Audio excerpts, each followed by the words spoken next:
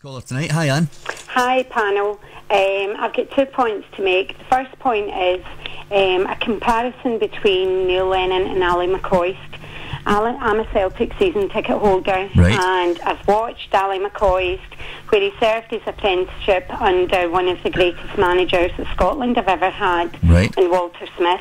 And I think that he learned from him, being in the dugout, being up in the stand, obviously having lots of advice and tactics and, you know, everything that he's learned in his coaching badges to pass on. And I'm watching Neil Lennon. Now, at the beginning, when Neil Lennon was appointed Celtic manager, we all know the story where he refused to have a mentor. Mm-hmm. Names were thrown about, the Stuart, whatever his name was, Baxter, mm-hmm, that nobody really kind of knew of and thought, why is this name being bandied about?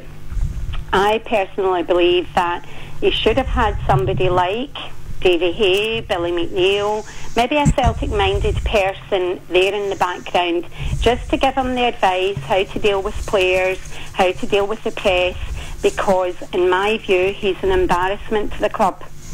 I'm a Celtic season ticket holder, and I have been for over 40 years when my dad started taking me to the games. Right. He's an embarrassment to the club. In what sense? I don't get you. When he's presented to the press, I watched him last night on TV, chewing gum, sitting with a tracksuit on, unshaven, very slurred in his speech, and I find that horrible to watch. I'm a school teacher, and I believe that you need to present a presence. I mean, I couldn't go to my parents' night and sit there chewing gum.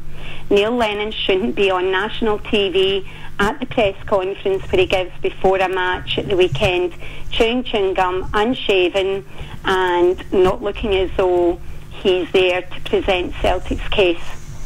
The other thing that I find really quite abhorrent was I know that there's been something going on in the training ground.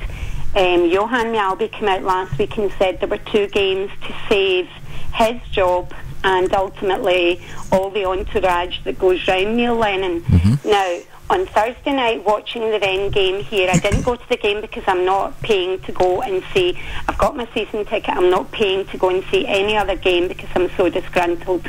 Watching the Rennes game, after the second and third goal, Neil Lennon went to Gary Parker and Alan Thompson and didn't include Johan Mjalby. At the end of the game, didn't go near Johan Mjalby. And I'd like to know, what do the panel think about that? Well, you've covered a lot of ground there, Anne, without a doubt. Fraser, any thoughts? Well, I think you can read things into situations at end of games, and so I don't think any of us have any idea of the relationship that Johan Mjalby and Neil Lennon have. You can only presume it's close because he's still there. They've been very close friends. For me, different type of person maybe than Anne. Just I don't think it's as important to whether you're clean shaven and chewing gum. I think it's important that you put the right message across, and for me Neil Lennon's always been forthright in his views. Sometimes you agree with them, sometimes you don't, but I don't think he's hidden from any of the issues. I think she is right in a sense of Ally McCoy's been fortunate enough to learn from Walter Smith, but Ally was assistant manager then, and Walter Smith was able to take the front of it all and make all the decisions, whereas I'm not convinced that if you're Celtic manager you should have somebody in there that's above you, if you like. You know, I think if you're going to be Celtic manager, you want to live and die by your own decisions, and Neil Lennon's that type of guy. I think at that point, now if Neil comes in as a coach or an assistant manager, and somebody's there to take as a manager and take the team forward, fair enough, and Neil might have been able to learn well, not in the firing line, if you like. So I think she's right in the fact that Alan McCoy has got that kind of advantage, but for Neil Lennon just now to have, or even last year to have a mentor, I'm not convinced that was a good idea, and nor am I convinced it would have made any difference. Well, the thing is, Jim, forget about this season. I think the majority of Celtic fans were delighted with what Neil Lennon done last season. It's his own right to pick his backroom staff. He goes with whatever he wants. And touching on the point, I don't buy into this Alan McCoy's because with Walter Smith he learned to be a good manager. It's a completely different job. If you look at it on the other side, you could touch back to guys like Brian Kidd at Manchester United, learned under the greatest manager of all times, Sir Alex Ferguson, 25 years in the trophy that he's won. He went out and stood on his own 2 feet as a manager and couldn't do it. So there's all ifs and buts. I didn't pick up on the Malby thing the other night in the dugout. I don't know what the position is with that. I'll take Anne's word for it. Like Anne says, there's a lot of people out there, Jim, old-fashioned. If the manager of Rangers and Celtic, they want to see them, you know, clean shaved. They want to see them presenting the club. They want to see them with a shirt and tie on, being really smart and saying this is, you know, a Celtic blazer, a Ranger blazer. Some people do like to see that. Others don't really care. All they're interested in is get us results. But, you know, I just think when you become a manager, if you want to go and bring somebody else in with a bit of experience, fine, that's your prerogative, you do that. If you look at a lot of managers in the country and all over the world, they surround themselves with people they call friends. And if he had been given a mentor, as the boys have referred to, would that not have been an admission that he wasn't really the right man to be manager?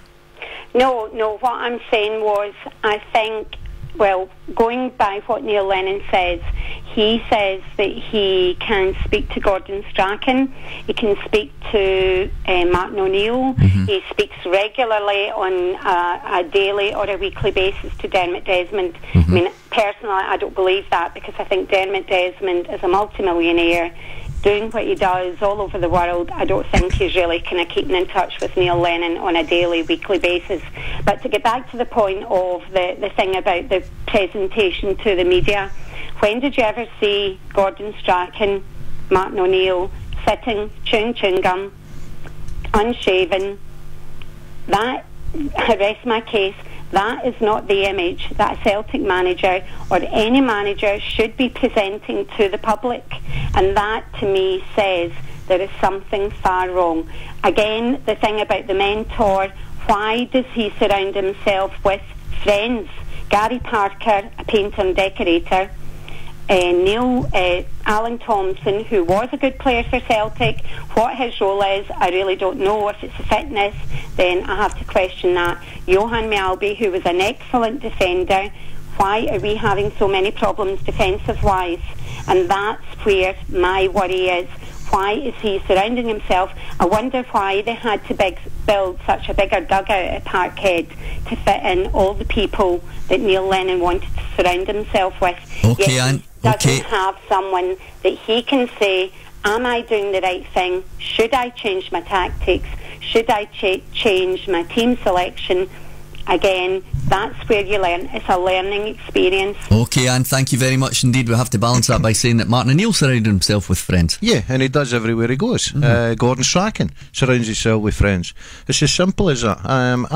It's people you can trust, people you know what they do. I mean, if you bring in somebody from the outside you've never worked with before, whether it's Willamina, David Hay or anybody like that, all experienced guys, they might have a totally different view from you, and you might not get on. So and plus, look at this, Jim. Look at this, right, on Anne's point. He's sitting, old t-shirt on, not even iron, not even clean shaved, but he's doing a fantastic job. And thank you very much indeed. It's Fireworks.